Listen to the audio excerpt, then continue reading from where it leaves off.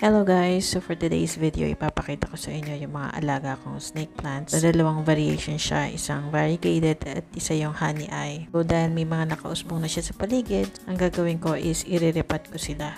At ito na nga yung final result. So samahan nyo ako na iripat sila and also mag-story time tayo ng konti.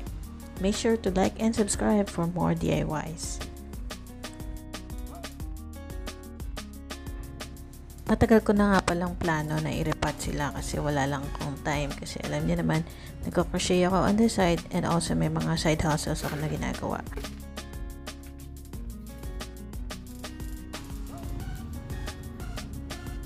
So, ito na siya ngayon. Medyo malaki na siya. At yung isang jade na lang na pa-survive kasi nasira na ito. And then, meron tayong old lady cactus. Tingnan natin kung mabubuhay pa siya. Pin cushion.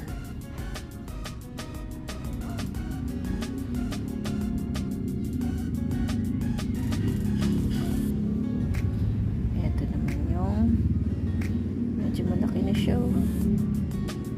And ito lang nakasurvive. Yung kapartner niya talagang wala na. Ay, nakagat pala akong langgam.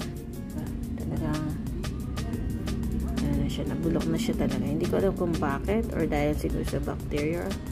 Sayang, kawawa naman ano. Itong red, buti na lang nakasurvive siya. Ito hindi. So, ang plano ko, since meron na akong dalawang pots, iriripat ko ngayon yung dalawang snake plant.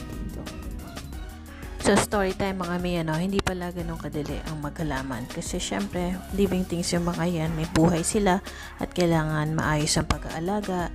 Kailangan hindi sila overwatered or underwater. Ito mga snake plants naman, wala akong problema. Ini-schedule ko yung pagdilig like 1 to 2 weeks ang dapat. Pero ang ginagawa ko is every week ko sa dinidiligan. And since nandun sila sa environment na dry yung air kasi laging naka-aircon. So far, tingin ko mas okay sa kanilang environment kasi mas mabilis silang lumaki. So, naisipan ko na iripat na sila para makapag-propagate na tayo ng mga snake plants.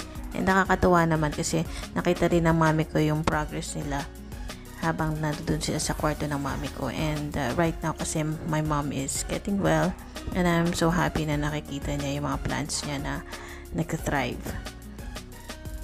Ngayon ko na-realize na yung paghahalaman pala, it takes a lot of patience din sa pag-aalaga kasi hindi ganun kabilis yung growth ng ibang mga plants. Iba-iba sila ng growing period.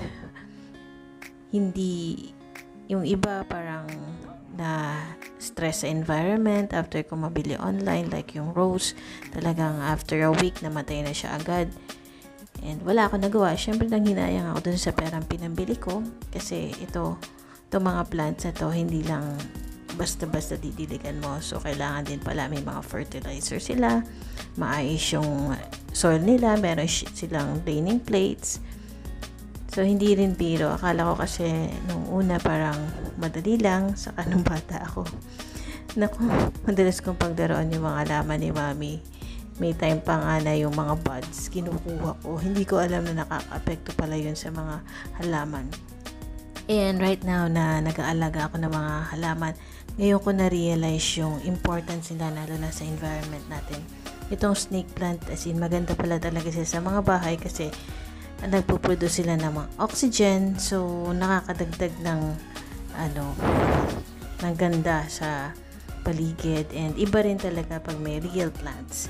And yung mami ko kasi mas prefer niya yung mga kaalaga ng mga halaman. And yun, na-realize ko na yung mga plants pala, meron din pala na hindi kailangan diligan araw-araw. So yun, natitest ang patience ko. May time kasi na gusto ko excited ako na diligan sila, kaya lang pag na-overwater naman, mamamatay din sila. Lalong-lalo na yung mga cactus.